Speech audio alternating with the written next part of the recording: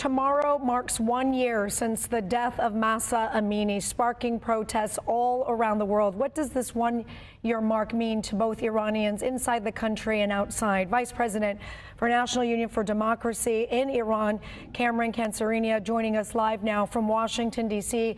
Cameron, good morning, and thank you for your time. Good morning, Shali, and thank you for having me on once again, especially on such an important anniversary. It's hard to believe it's been a year. What changes have we seen since Mahsa's death?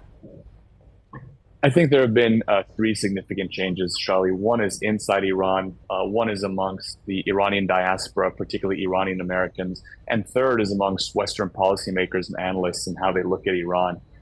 Starting inside the country, Iranians have really arrived at a remarkable point of political maturity. They are so engaged. They are fighting for their freedom.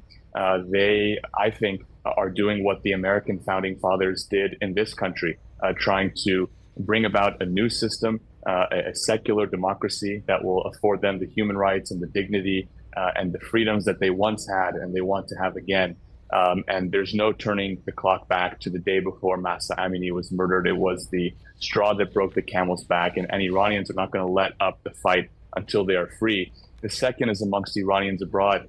You've seen this firsthand, and they're particularly Iranians in Southern California, in San Diego, Los Angeles, Orange County, who have been so active in being a voice for Iranians at home. When their internet is shut down in Iran, Iranians in the diaspora stand up to tell the media, to tell policymakers what's going on. They're more engaged than ever before.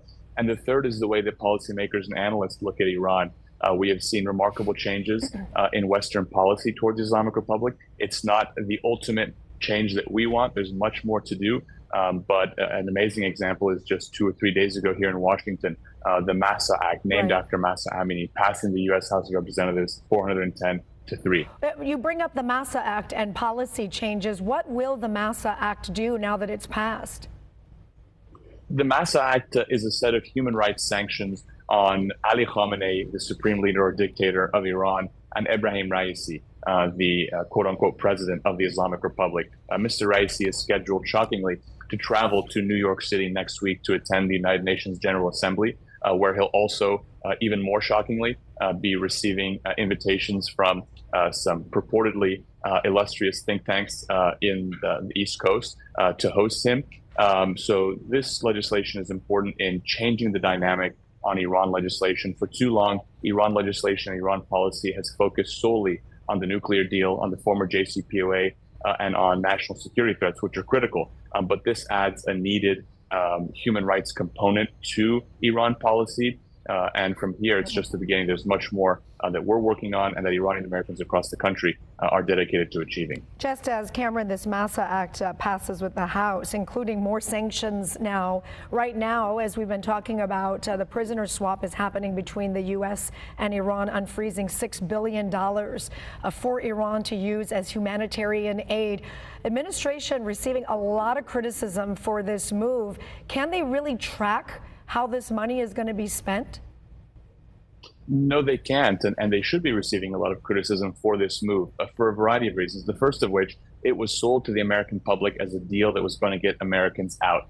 That's great in principle, but first of all, it didn't even achieve that aim. It didn't get all the Americans out. We have Americans like Jamshid Sharmak who are still left in the Islamic Republic's prisons. Second of all, to your point about the use of the money, the administration has claimed, and those folks who support the deal claim, that it will only be used for humanitarian purposes. That's simply a lie. The Islamic Republic's quote-unquote president had an interview only several days ago with Lester Holt in Tehran, where he said, "We will do whatever we want with this money."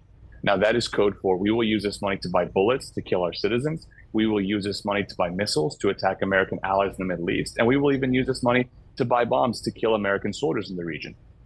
And third, this incentivizes the Islamic Republic to take even more hostages. Americans are unfortunately very familiar, all too familiar, with the Islamic Republic's hostage taking. That's how it introduced itself to the world, by taking Americans hostage at the U.S. Embassy in Tehran for 444 days. And it's continuing that, and it now gets $1 billion per hostage that it takes. So unfortunately, because of this deal, we can only expect more innocent people to be taken hostage by this criminal regime. Cameron, what's next for Iran? What happens next?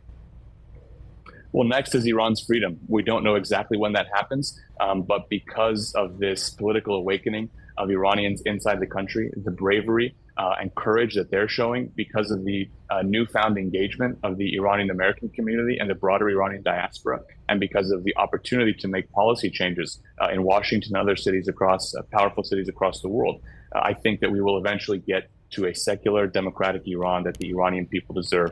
Now, folks in San Diego may remember a time when there was a different Iran, when America and Iran had good relations, when our governments were on good terms, when the highest number of foreign exchange students in the United States was Iranian students. And I think that that will happen again. Iran has the potential to be a partner for peace with the United States in the Middle East, an economic partner, and a force for stability in the Middle East. And I think that's why all Americans, especially on this one-year anniversary, should be supporting the Iranian people in their fight for freedom, not just because it's good for Iranians and they deserve it, but because it's in the interest of American national security, and it's in the interest of every American. And time will tell. Cameron, Vice President of NUFTY, we appreciate you talking to us here. Thank you.